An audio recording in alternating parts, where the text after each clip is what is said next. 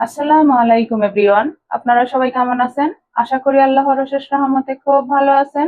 তো আমি আজকে আপনাদের সাথে শেয়ার করব একের ভিতরে দুই, ডিমের পনির বানানো প্লাস রান্না করা। তো ডিমের পনির বানানোর জন্য এখানে 7টা ডিম নিয়ে নিছি। এখন ডিমটা আপনারা যে যেমন খুশি নিয়ে নিতে পারেন, আরো বেশি নিতে পারেন বা আরো কমও নিতে পারেন। এখন এই যে একটা ব্লেন্ডার জার নিয়ে নিলাম, এর মধ্যে ডিমগুলা দিয়ে দিব। বিসমিল্লাহির রহমানির রহিম। এখন এখানে 1 পিঞ্চ লবণ দিব, দিয়ে একটু ব্লেন্ডারে ঘোরাই নিব, মানে ব্লেন্ড করে নিব। এই যে ব্লেন্ড করে নিলাম ডিমটাকে। আর এই যে একটা প্লেট নিয়ে নিলাম, এর মধ্যে এখন ডিমটা ঢেলে দিব। এই যে ঢেলে দিলাম। এই ডিমের বাটিটা বসানোর জন্য একটা পাতিল বসাই দিছি, পাতিলে পানিও দিয়ে দিছি। এখন এইখানে এই বাটিটা বসাই দিব, দিয়ে চুলাটা জ্বালাই দিব। বিসমিল্লাহির রহমানির রহিম। আর ঢাকনাটা দিয়ে দিব। এখন এই ডিমের পনিরটা রান্না করার জন্য এখানে আবার একটু ব্লেন্ডারে আমি 15-20টা কাজু বাদাম, 1 চামচ চিনি আর দিব সাথে 2 চামচ টক দই দিয়ে একসাথে ব্লেন্ড করে নিব। এই যে আমাদের ডিমের পনিরটা হয়ে গেল। এখন এই যে এখান থেকে নামিয়ে নিব। এখন আমরা এই পনিরটাকে কেটে নিব। দেখেন, মাশাআল্লাহ মাশাআল্লাহ।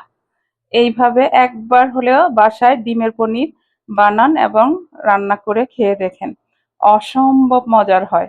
বাসায় কোনো গেস্ট আসলেও আপনারা ডিমের এই রেসিপিটা করে খাওয়াতে পারেন। তো আমার আজকের এই রেসিপি যদি আপনাদের কাছে একটুও ভালো লাগে, তাহলে অবশ্যই আমার চ্যানেলটাকে লাইক, শেয়ার, কমেন্টস করবেন, আমার পাশে থাকবেন প্লিজ আমার ভাই বোনেরা। এবার আমি একটা প্লেট এইভাবে দিয়ে এইভাবে উল্টায় নিয়ে নিই।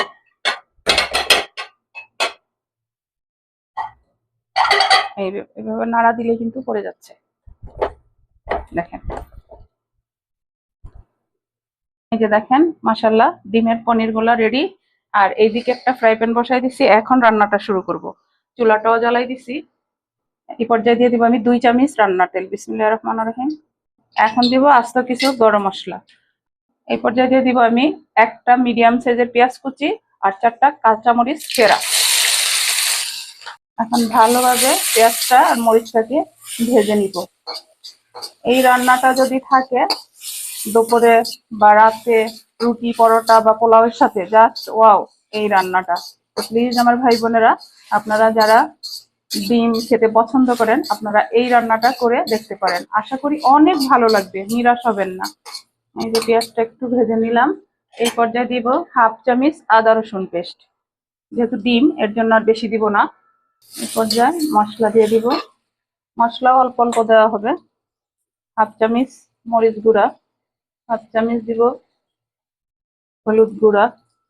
সামান্য একটু পানি দিয়ে দিব যাতে মশলাটা পুড়ে না যায়, যেহেতু আমরা গুঁড়া মশলা খাই।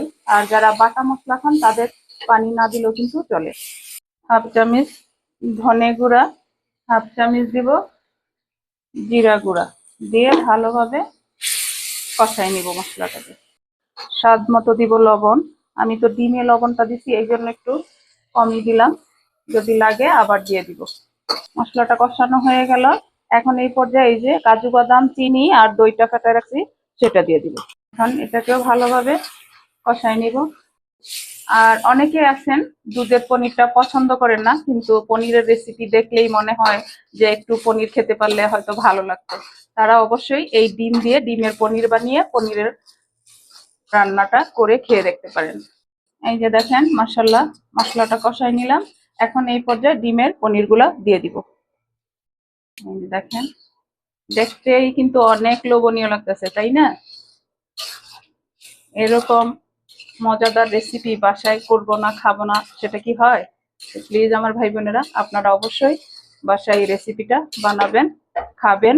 যে ডিমের পনিরটাও কষানো হয়ে গেল। এখন এইখানে আমি যে কাপের মধ্যে বাদাম আর দইয়ের মিশ্রণটা দিয়ে দিছিলাম, সেটা ধুয়েই একটু পানি দিয়ে দিব, বেশি একটা ঝোল দিব না। এখন আমি ঢাকনা দিয়ে ডিমের পনিরটা রান্না করে নিব। এই যে ঢাকনা দিয়ে আমি 5 মিনিট রান্না করে নিলাম। অফ ক্যামেরায় 2বার নেড়েও দিছি।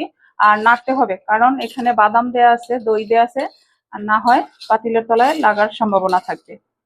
এখন এই পর্যায়ে দিব আমি হাফ চামচ ভাজা জিরার গুঁড়া। এই যে এখন নেড়ে মিশাই দিব। মাশাআল্লাহ মাশাআল্লাহ, অনেক সুন্দর একটা সেন্ট চলে আসছে। আর দেখেন ডিমের পনির গুলা দেখেন। এই পর্যায়ে দিয়ে দিব উপর দিয়ে 1 চামচ ঘি। ঘিটা দিতেই হবে, ঘি না দিলে এই পনিরের আসল টেস্ট পাবেন না। চেষ্টা করবেন দেওয়ার জন্য। আর রান্নাটা হইতে কিন্তু সময় বেশি একটা লাগে না, 10 থেকে 12 মিনিটের মধ্যে হয়ে যায়। এখন এই পর্যায়ে দিয়ে দিব পেঁয়াজ বেরেস্তা। আর পেঁয়াজ বেরেস্তা আমরা সবাই করতে জানি, যার জন্য আমি পেঁয়াজ বেরেস্তাটা আর আমি আপনাদের সাথে শেয়ার করলাম না। হয়ে গেল আমার আজকে ডিম দিয়ে পনির বানানো প্লাস ডিমের পনির রান্না করা। আমি কিন্তু একসাথে 2টা রেসিপি শেয়ার করে দিলাম আপনাদের সাথে। এখন ঢাকনাটা দিয়ে লো ফ্লেমে 2 মিনিট রাখবো। 2 মিনিট পর চুলাটা অফ করে সার্ভ করে নিব। এই যে দেখেন, মাশাআল্লাহ আমাদের ডিমের পনির রান্না করা হয়ে গেল। এখন আমি সার্ভ করে নিব। একটা বাটি নিয়ে নিলাম। এই যে দেখেন, এই রকম পনির দেখেন।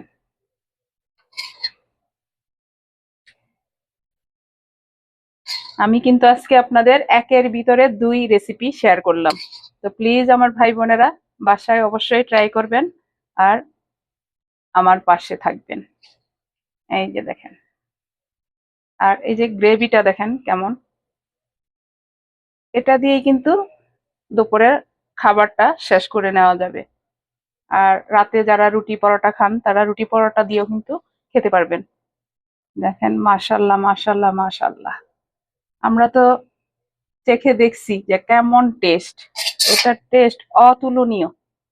পনিরের থেকে কোনো অংশে কম না, এত টেস্ট হয়েছে।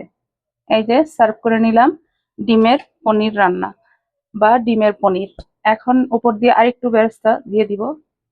এটা খাওয়ারও মজা, দেখারও সুন্দর। তো আমরা যারা দুধের পনির খেতে পছন্দ করি না, তারা অবশ্যই এই ডিমের পনিরটা বানিয়ে খেতে পারেন। তো আজকে আমি তো একেবারে অল্প সময়ের মধ্যে একটা ইউনিক রেসিপি আপনাদের সাথে শেয়ার করলাম। তো আমি এখন আপনাদের কাছ থেকে বিদায় নিব। আবার নতুন কোনো রেসিপি নিয়ে আসবো। আল্লাহ হাফেজ।